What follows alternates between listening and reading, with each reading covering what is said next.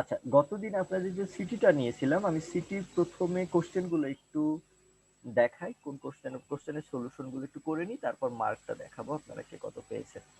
আচ্ছা, any valid printable ASCII character cannot be used in an identifier, এটা true না false? এটা true হবে।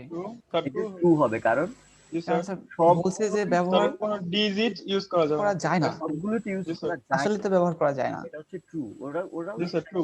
যে সব ASCII ক্যারেক্টার ইউজ করা যায় না। Declaration can appear anywhere in a program, এটা ট্রু না ফলস? ফলস হবে। এটা শুধুমাত্র ফলস স্যার হবে, কারণ ইন্টিজার থেকে শুরু হয়, false ইন্টিজার হবে, মেইন কারণ থেকে ফলস শুরু হয়। হবে স্যার। কারণ হচ্ছে এখানে বলছে যে তিন তোমরা থেকে যেখানে শুরু হয়। সেখানে ডিক্লেয়ার জি স্যার। করতে পারবে। আসলে তো সি প্রোগ্রামিং এ যেখানে ইচ্ছে সেখানে ডিক্লেয়ার করা যায় না, করা যায়? জি না না স্যার। স্যার। ডিক্লারেশন পার্ট তো আলাদা। If n is an integer variable, the value of the expression n modulo division 8 is always less than 8. এটা দেখেন যে n যদি একটা ইন্টিজার নাম্বার হয়, ওকে যদি আমি মডুলো ডিভিশন করি, যে রেজাল্ট পাবো সেই রেজাল্ট নিশ্চয়ই সবসময় 8 এর থেকে ছোটই হবে, ছোট হবে না? জি স্যার। অবশ্যই 8 এর থেকে ছোট হবে। তো এই কোশ্চেনটা ট্রু কে মার্ক করা আছে এবং এই মার্কিং গুলো অটো। আপনি যদি এটাতে ফলস ক্লিক করেন তাহলে আপনার এখানে কোনো মার্ক জমা হবে না, যদি ট্রু ক্লিক করেন তাহলে আপনার অ্যাকাউন্টে 1 মার্ক জমা হবে। এগুলো অটোমেটেড, এগুলো করা আছে। আচ্ছা, after evaluating the code segment the value of y is equal to 6, এটা বলেন তো কেন ফলস হলো? এখানে দেখেন x কে যদি আমি 2 দিয়ে ভাগ করি তাহলে হবে কিন্তু 2, কারণ ইন্টিজারকে আমি ইন্টিজার দিয়ে ভাগ করছি, তাহলে এই কন্ডিশনটা ফলস। এই কন্ডিশনটা যদি ফলস হয়, তাহলে এক্সিকিউট হবে কোনটা? x plus plus. X plus plus. তার মানে কি y is equal to x plus plus. বলেন তো y এর ভ্যালু কত? 5 y এর ভ্যালু 6 না 5? 5 স্যার 5। y এর ভ্যালু 5, কিন্তু না, y এর ভ্যালু 6 হবে। তাহলে ট্রু হওয়া উচিত না ফলস হওয়া উচিত? false নিশ্চয়ই ফলস হবে। আচ্ছা, include studio.h is where the program begins its execution. include studio.h প্রোগ্রামের এক্সিকিউশনটা শুরু হয়, ট্রু না ফলস? স্যার ফলস হবে, নিশ্চয়ই ফলস, কারণ মেইন প্রোগ্রামের থেকে শুরু হবে। মেইন একবার শুরুতে include studio.h থেকে হয় না, এটা মেইন ফাংশন থেকে হয়। Main function. আচ্ছা, এখানে হচ্ছে 20 কে যদি আমি 3 দিয়ে ভাগ করি তাহলে কত হবে? স্যার -60 ছিল তার স্যার। সাথে আমি 10 গুণ করলাম, এটা হবে -60। -60। আচ্ছা, এইটা হচ্ছে সবার পারা উচিত। বি কে যদি আমি সি দিয়ে মডুলো ডিভিশন করি তাহলে কত হবে? 4 হবে। মডুলো ডিভিশনে সবসময় আমি যেটাকে মডুলো ডিভিশন করছি সাইনটা সে অনুযায়ী হয়। তাহলে এটা গেল হচ্ছে 4। 4 কে যদি আমি এ দিয়ে গুণ করি, এর মান কিন্তু -5, তাহলে হবে কত? এটার -20। -10। আচ্ছা, এই কোশ্চেন এটা 0। ফিক্স আছে, এই কোশ্চেনটা আপনারা কি বুঝতে পেরেছেন? প্রথমে জি স্যার জি স্যার। বলেন তো, একটা ইকুয়াল সাইন থাকলে কি হতো? সি এর মান কত হতো? ইকুয়াল সাইন কিন্তু এখানে দুটো আছে, এ আর বি এর মাঝে। যদি একটা স্যার ইকুয়াল একটা সাইন, হলো স্যার এও আছে স্যার এক, স্যার এ আর বি অ্যাসাইন ছিল, আর এখন তো স্যার আচ্ছা যদি একটা ইকুয়াল সাইন থাকতো তাহলে কি হতো দেখেন, বি এর মান এতে অ্যাসাইন হতো, তারপর এ এর মান সি তে। তার মানে হচ্ছে বি এর মান এতে অ্যাসাইন হওয়া মানে 10, মান সি তে অ্যাসাইন হওয়া মানে 10।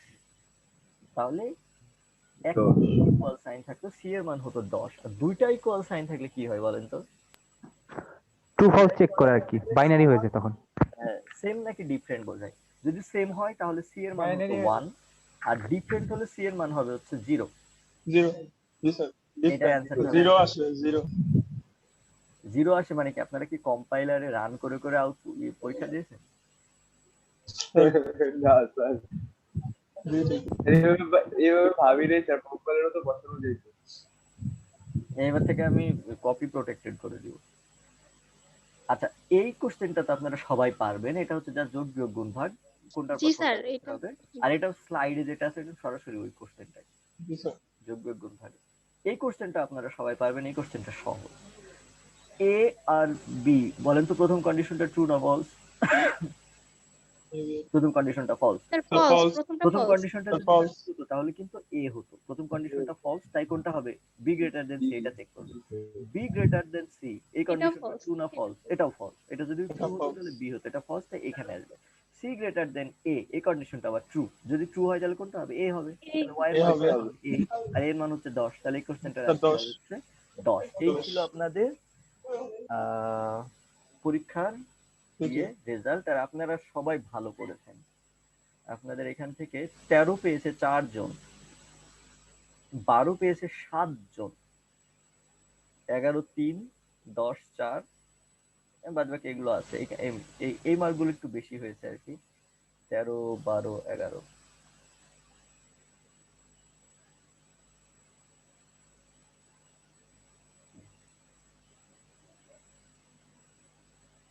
আচ্ছা, আপনাদের কি ফুল স্ক্রিন শেয়ার করা আছে? জি স্যার, দেখতে পাচ্ছি স্যার এক্সপ্লোরার। দেখতে পাচ্ছি। ঠিক আছে। আচ্ছা, এটা হচ্ছে আইডি, ঠিক আছে? আর এই আইডির সামনে হচ্ছে মার্ক। এইটা ডিলিট করে, এটা হচ্ছে মার্ক আর এগুলো হচ্ছে আইডি।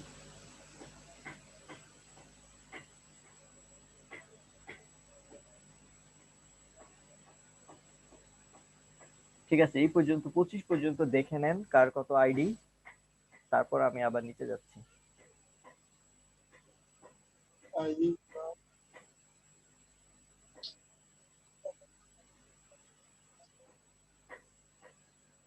আচ্ছা, এবার হচ্ছে 25-এর পর।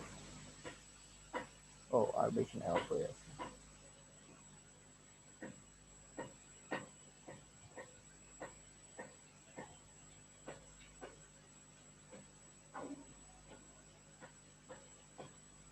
আচ্ছা, 13 কারা কারা পেয়েছে একটু আমরা দেখি।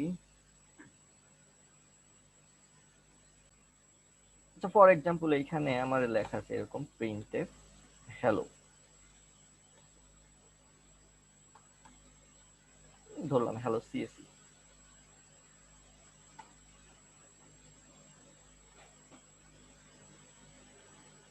দেখেন আউটপুট আসলো হ্যালো সিএসি।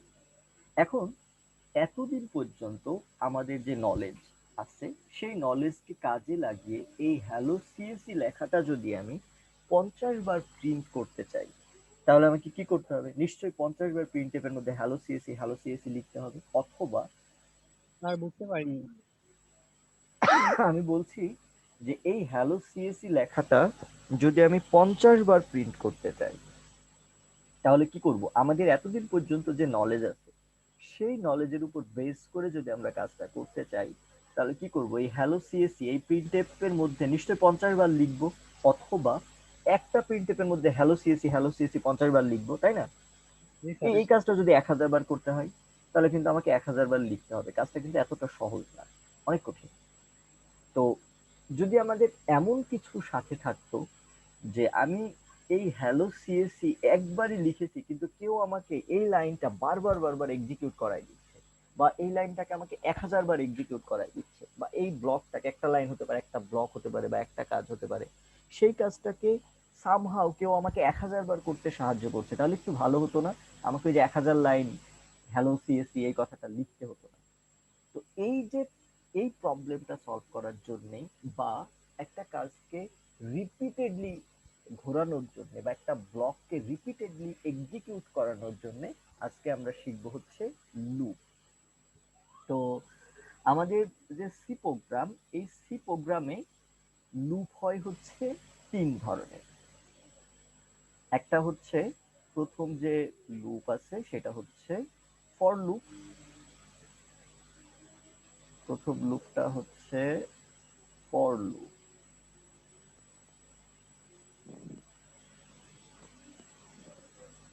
পরের যে লুপটা আছে সেই লুপটার নাম হচ্ছে হোয়াইল লুপ।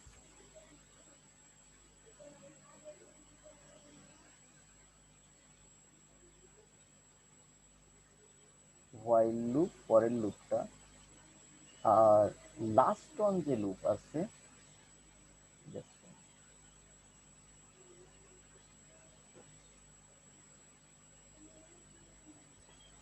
আর 3 নম্বর যে লুপটা আছে প্রোগ্রামিং এ, এই লুপটার নাম হচ্ছে do while loop. Do while. এছাড়াও প্রোগ্রামিং এ আরেকটা জিনিস দিয়ে লুপের কাজ করা যায়, সেটা হচ্ছে গো টু, যেটা আমরা চ্যাপ্টার 3 তে শিখেছিলাম। এরকম হচ্ছে গো টু দিয়ে লুপের কাজ করা, এবং কিভাবে গো টু দিয়ে লুপ করতে হয় যে সেটাও আমরা ওই যে চ্যাপ্টার কোন চ্যাপ্টারে পড়লাম, চ্যাপ্টার 3 তে। সেটা আমরা চ্যাপ্টার কি- 3 তো সরি, চ্যাপ্টার 3 তে না, এটা আমরা পড়েছিলাম সম্ভব। হ্যাঁ হ্যাঁ স্যার ইফ এলস এর একটা ব্যবহারে দেখাইছিলেন স্যার। হ্যাঁ হ্যাঁ, এই ফিল্ডসের একটা ব্যবহারে দেখাইছিলাম। চ্যাপ্টার 5 এ আমরা এটা একটু স্যার দেখি। ডিসিশন মেকিং আর ব্রাঞ্চিং মনে হয় ওই এটা আমরা পড়েছিলাম। তো এরকম গো টু দিয়ে লুপ করা যায়, বাট গো টু লুপের যে টাইম কমপ্লেক্সিটি, এই টাইম কমপ্লেক্সিটিটা উপরের যে 3টা লুপ আছে এই লুপের থেকে অনেক বেশি। আসলে গো টু কে এরকম লুপ হিসেবে ইউজ করে না মানুষজন, এটা জাম্পের জন্য ইউজ করা হয়। কিন্তু আবার জাম্পটা ওই যে বারবার ওরকম কন্ডিশনাল জাম্প করলে একটা লুপের মতো মনে হয়।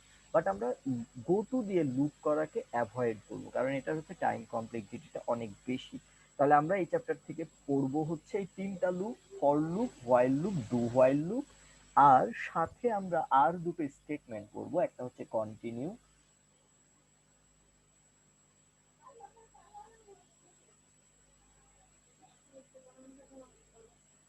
কন্টিনিউ, আর পাস্ট একটা ব্রেক। যেটা আছে সেটা হচ্ছে ব্রেক। ব্রেক। তো এই যে ব্রেক যে স্টেটমেন্ট আছে, এই ব্রেক স্টেটমেন্টটা শুধু লুপে না, লুপ ছাড়াও আরো আপনারা বিভিন্ন জায়গাতে দেখে থাকবেন। যেমন কিছুদিন আগে আমরা সুইচ কেজ স্টেটমেন্ট case। করলাম, ওখানেও ব্রেক ছিল। প্লাস হচ্ছে কোনো রিকার্সিভ ফাংশনে ব্রেক দরকার হতে পারে। তবে সাধারণত লুপে ব্রেক একটু বেশি ইউজ হয়, আর কন্টিনিউ যেটা আছে সেটা লুপের মধ্যে ইউজ হয়।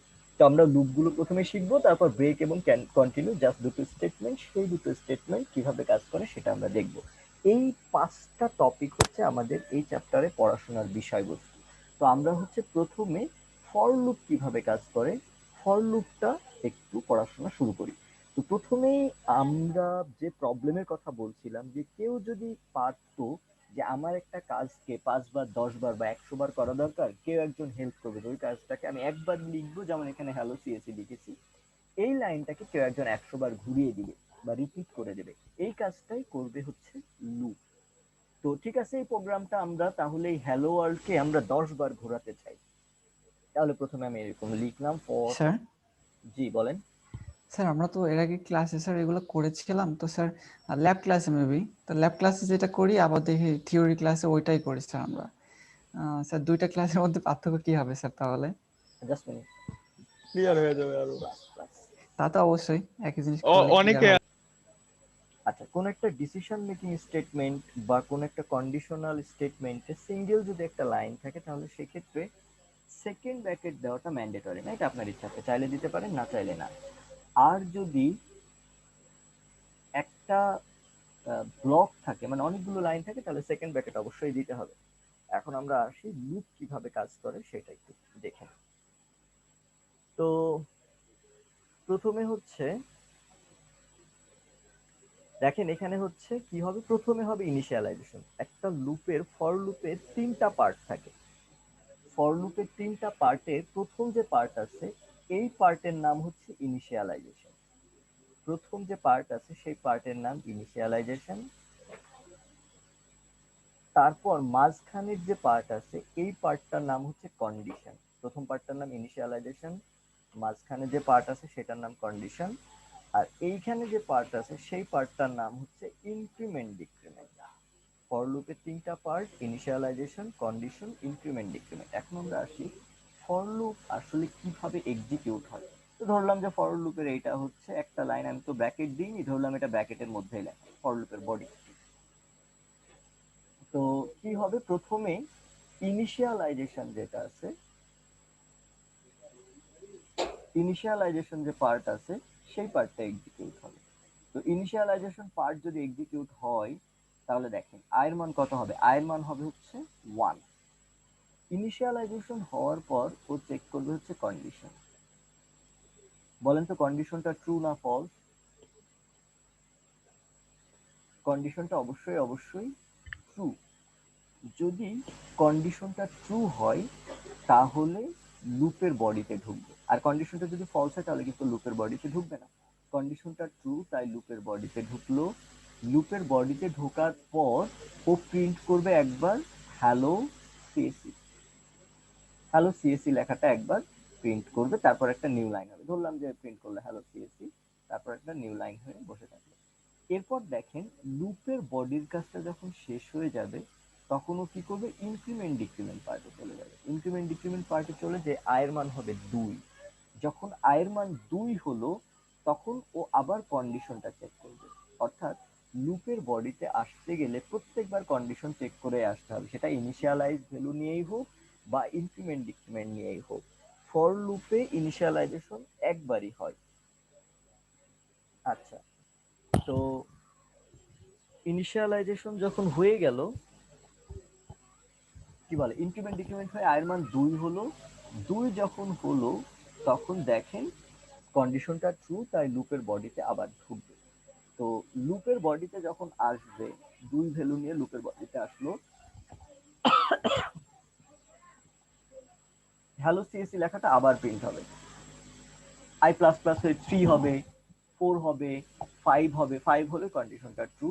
লুপের বডিতে যতবারই আসুক হ্যালো সিএসসি লেখাটা প্রিন্ট হবে। আই প্লাস প্লাস হয়ে যখন 6 হবে তখন কন্ডিশনটা ফলস। আই প্লাস প্লাস হয়ে 6 হয়ে গেলে কন্ডিশনটা ফলস হবে। কারণ কি, এখানে বলা আছে আই 5-এর থেকে ছোট বা সমান হতে পারবে। বাট আই প্লাস প্লাস হয়ে যখন 6 হয়ে গেল কন্ডিশনটা ফলস। কন্ডিশনটা ফলস হলে লুপের বডিতে আর ঢুকবে না, লুপ থেকে বাইরে বের হয়ে চলে আসবে। এই পর্যন্ত সবাই কি বুঝতে পেরেছেন? আমরা বুঝতে পেরেছি? কারো কোনো অসুবিধা আছে বুঝতে? একবার একটু রিপিট করলে আমি ভালো। আচ্ছা ঠিক আছে। এক করে বাড়বে, যে এইখানে আই প্লাস প্লাস দেওয়া আছে, আই প্লাস প্লাস মানে কি, এক এক করে বাড়া। এইটার আচ্ছা জন্য এক এক করে বাড়বে। আমি যদি এটা দরকার হয় যে 2 2 করে বাড়াবো, তাহলে আমি লিখবো I is equals to I plus 2, এইভাবে। তো আমি আই এক এক ওকে করে বাড়াতে চাই, তাই লিখেছি হচ্ছে আই প্লাস প্লাস। ঠিক আছে? ওকে আচ্ছা ঠিক আছে। আপনারা তাহলে যদি বুঝে থাকেন, এইবার আমি আপনাদের একটা কোশ্চেন করব, আপনারা কোশ্চেনের অ্যান্সার দিবেন। আর কোশ্চেনটার অ্যান্সার দিবেন হচ্ছে যারা গতদিন এগুলো দেখেননি তারা।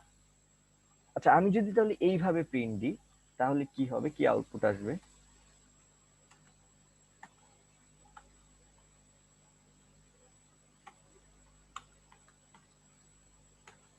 আচ্ছা বলেন তো, এই প্রবলেমটার আউটপুট কি আসবে? আর 1 2 3 4 5 নিশ্চয়ই 1 2 3 4 5। কিভাবে 1 2 3 4 5 আসলো সেইটা আমরা এখানে যে একটু দেখি। পার্সেন্টেজ দিয়ে কারণে এখানে দেখেন প্রথমে লুপের রুলসটা কি কি প্রথমে হচ্ছে ইনিশিয়ালাইজেশন পার্টটা এক্সিকিউট হবে। তো প্রথমে ইনিশিয়ালাইজেশন পার্টটা যখন এক্সিকিউট হলো তখন আয়ের মান কত হবে? দেখেন আয়ের মান হবে হচ্ছে 1। ইনিশিয়াল ভ্যালুটা প্রথমে ইনিশিয়ালাইজেশন এক্সিকিউট হবে। ইনিশিয়ালাইজেশন লুপে কিন্তু একবারই এক্সিকিউট হয়। এরপর কন্ডিশনটা চেক করবে। কন্ডিশনটা চেক করে বলেন তো কন্ডিশনটা ট্রু না ফলস? কন্ডিশনটা নিশ্চয়ই ট্রু, কারণ এখানে বলা আছে আয়ের মান 5-এর থেকে ছোট হবে বা সমান হলেও কন্ডিশনটা ট্রু। তো কন্ডিশনটা যদি ট্রু হয় তাহলে লুপের ভিতরে ঢুকবে। লুপের ভিতরে ঢুকে আয়ের মান প্রিন্ট হবে। আয়ের মান কত? 1, তাহলে প্রিন্ট হবে 1। লুপের বডির কাজটা যখন শেষ হয়ে গেল তখন এই যে ইনক্রিমেন্ট ডিক্রিমেন্ট পার্ট আছে, ইনক্রিমেন্ট ডিক্রিমেন্ট পার্টে চলে যাবে। তো ইনক্রিমেন্ট ডিক্রিমেন্ট পার্টে গেলে আয়ের মান ছিল 1, এখন আই প্লাস প্লাস হয়ে আয়ের মান কত হবে? 2 হবে। 2 যখন হবে তখন নিশ্চয়ই কন্ডিশনটা আবার চেক করবে। নিশ্চয়ই কন্ডিশনটা ট্রু। কন্ডিশনটা যদি ট্রু হয় তাহলে লুপের বডিতে ঢুকবে। লুপের বডিতে ঢুকলো, লুপের বডিতে ঢুকে এখন আয়ের মান প্রিন্ট হবে। বলেন তো আয়ের মান কত? আয়ের মান 2, তাহলে প্রিন্ট হবে হচ্ছে 2। বডির কাজটা একবার শেষ। বডির কাজটা শেষ হয়ে গেলে কি হওয়া উচিত? নিশ্চয়ই বডির কাজ শেষ হলে প্রোগ্রাম চলে যাবে ইনক্রিমেন্ট ডিক্রিমেন্ট পার্টে। ইনক্রিমেন্ট ইনক্রিমেন্ট ডিক্রিমেন্ট পার্টে যে আয়ের মান হবে হচ্ছে 3। 3 3 হলে কন্ডিশন চেক করবে। তাহলে লুপের বডিতে এসে বোঝাই যাচ্ছে 3 ও প্রিন্ট দিবে, তারপর 4 ও প্রিন্ট দিবে, 5 ও প্রিন্ট দিবে। তারপর যেবার 5 হলো সেইবার কি হবে? 5 যেবার হলো সেইবার এইখানে চলে গেল যে আই প্লাস প্লাস হয়ে আয়ের মান হবে 6। আয়ের মান যখন 6 হয়ে যাবে তখন বলেন তো এই কন্ডিশনটা ট্রু না ফলস? ফলস। নিশ্চয়ই কন্ডিশনটা ফলস, কারণ এখানে বলা আছে আয়ের মান 5-এর থেকে ছোট বা 5-এর সমান হলে কন্ডিশনটা ট্রু হবে। যেহেতু আই প্লাস প্লাস হয়ে 6 হয়ে গেল, কন্ডিশনটা ফলস। আর কন্ডিশন ফলস হলে নিশ্চয়ই লুপের বডিতে আর আসবে না, অর্থাৎ এই পর্যন্ত কাজ আমার শেষ। নিচে যদি অন্য কোনো কাজ থাকতো তাহলে এখন সেই কাজগুলো এক্সিকিউট হতো। তো এটাই হচ্ছে লুপের বেসিক কনসেপ্ট। কারো কোনো কোশ্চেন আছে? সবাই কি বুঝতে পেরেছেন? কারো কোনো কোশ্চেন নাই? আচ্ছা, এখন এই প্রোগ্রামটা দেখেন, এই প্রোগ্রামটা আমি যতবারই রান করি প্রত্যেকবারই কিন্তু 1 থেকে শুরু করে 5 পর্যন্ত প্রিন্ট হবে, কারণ এটা ফিক্সড করে দেওয়া যায় 1 থেকে শুরু করে 5 পর্যন্তই যাবে। আমি যদি চাই যে 1 থেকে শুরু করে 5 পর্যন্ত না, 1 থেকে শুরু করে n পর্যন্ত প্রিন্ট হবে, n একটা ভেরিয়েবল নিলাম আর কিবোর্ড থেকে n এর ভ্যালুটা ইনপুট নিলাম। তাহলে দেখেন, ইউজার যদি n এর মান দেয় 3, তাহলে এই লুপটা 3 বার ঘুরবে। ইউজার যদি 5 দেয় 5 বার ঘুরবে, 10 দিলে 10 বার ঘুরবে, আর প্রত্যেকবার i এর ভ্যালুটা প্রিন্ট দিবে। স্যার ডিক্লেয়ার করা লাগলো না? ডিক্লেয়ার তো করা লাগবে, যেন এরর একটা হয়েছে। এখন আমি ফর এক্সাম্পল দিলাম হচ্ছে কত দিব, দিলাম 5, তাহলে দেখেন আউটপুট আসলো 5। আমি যদি এইটা রান করে 10 দিই তাহলে লুপটা 10 বার ঘুরবে, আর লুপের ভিতরেতে আইটা প্রিন্ট দেওয়া আছে, আয়ের মানে 1 2 3 4 5 এরকম 10 পর্যন্ত প্রিন্ট হবে। সবাইকে আমরা বুঝতে পেরেছি? কারো কোনো অসুবিধা আছে কি, বা কোনো কোশ্চেন, বা কোনো জায়গায় অল্প বুঝেছেন? ঠিক স্যার, আছে, জি। এটা কি আমরা ইনফিনিটি পর্যন্ত আউটপুট নিতে পারবো? ইনফিনিটি পর্যন্ত আমরা করতে পারবো, সেক্ষেত্রে কন্ডিশনটা এরকম উল্টাপাল্টা একটা কন্ডিশন দিতে হবে। আমি যদি এখানে কিছু না লিখি তাহলে বাই ডিফল্ট কন্ডিশনটা ট্রু হয়, ট্রু হওয়ার কথা।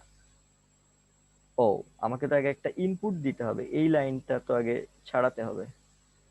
দিলাম একটা, যে কোনো একটা ইনপুট দিলাম, এক ইনপুট দিলাম, দেখেন প্রোগ্রাম চলতেই আছে চলতেই আছে, কারণ ওইখানে কোনো কিছু না লিখলে কন্ডিশনটা বাই ডিফল্ট ট্রু থাকে।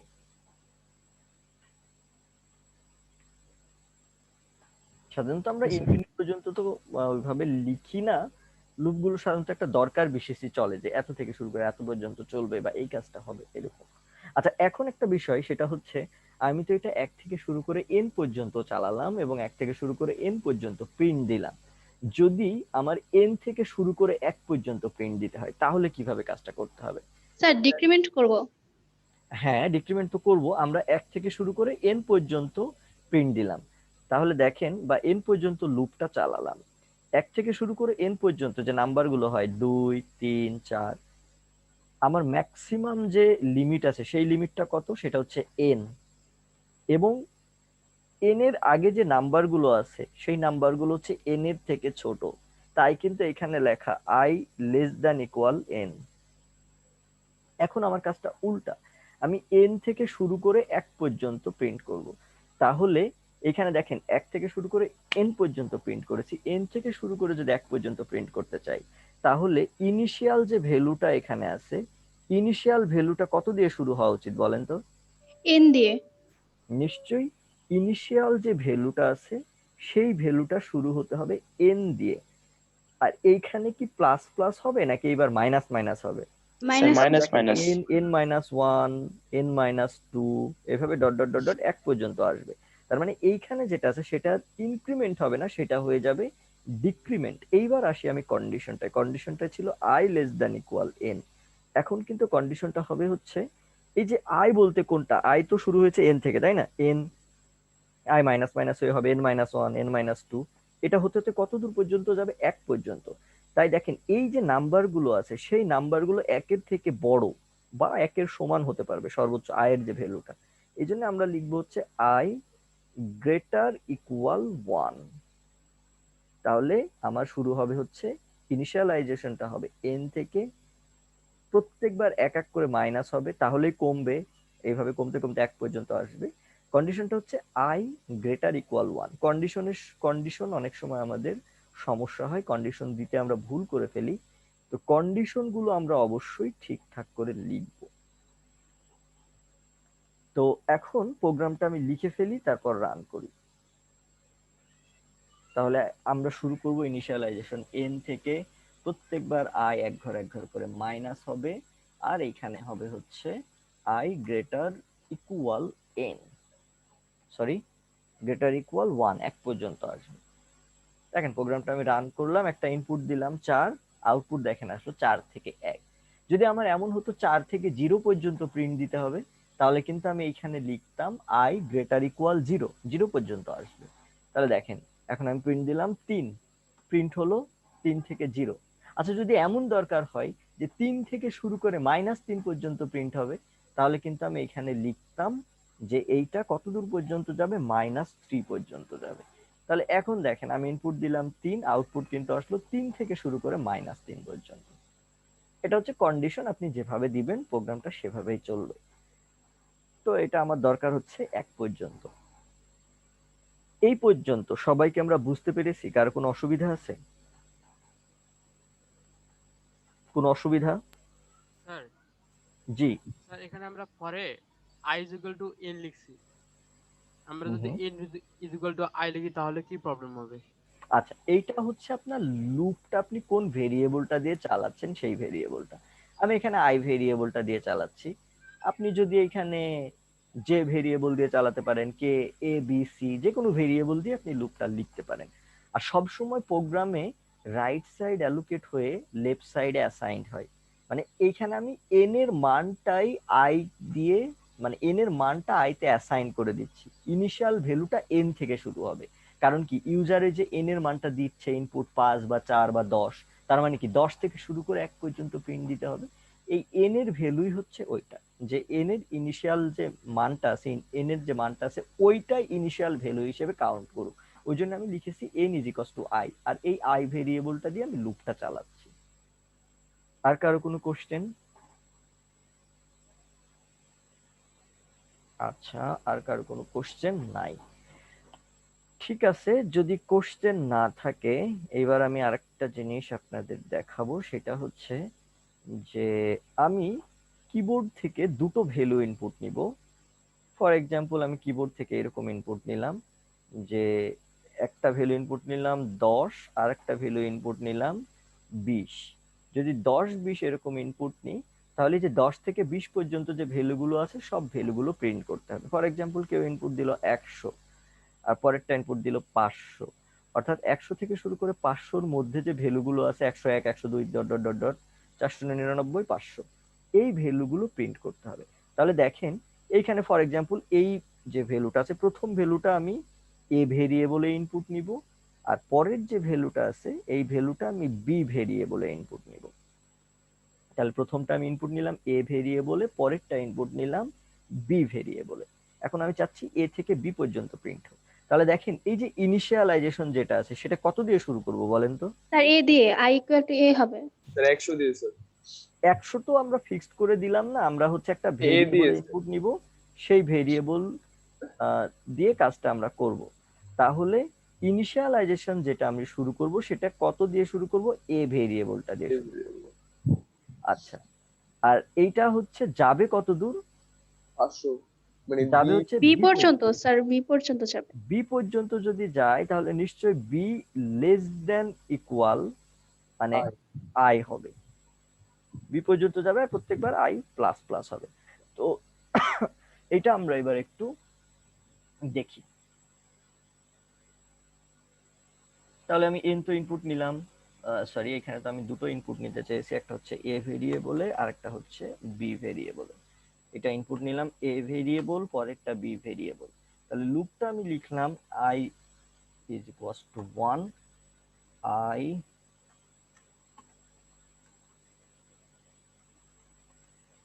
Less than equal B.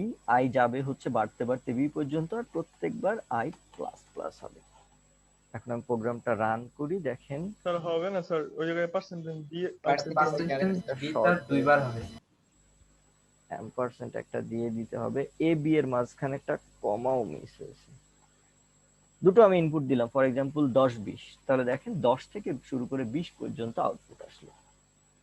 তো এই ছিল হচ্ছে লুপ এবং ফর লুপের বেসিক জিনিসপত্র। এখন আমরা নেস্টেড লুপ শিখব।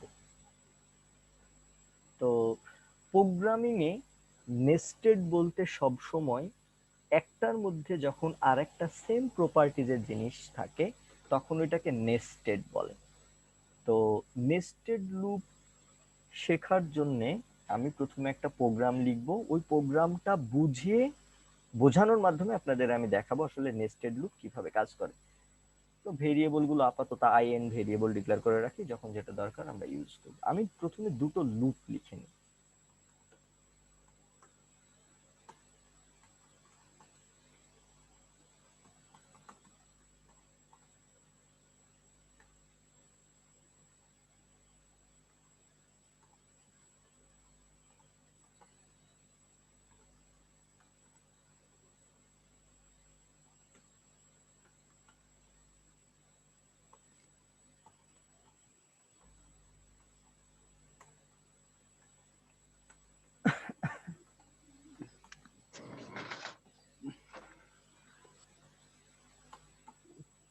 স্যার নামাজ পড়া বিরতি দেওয়া যাবে একটু?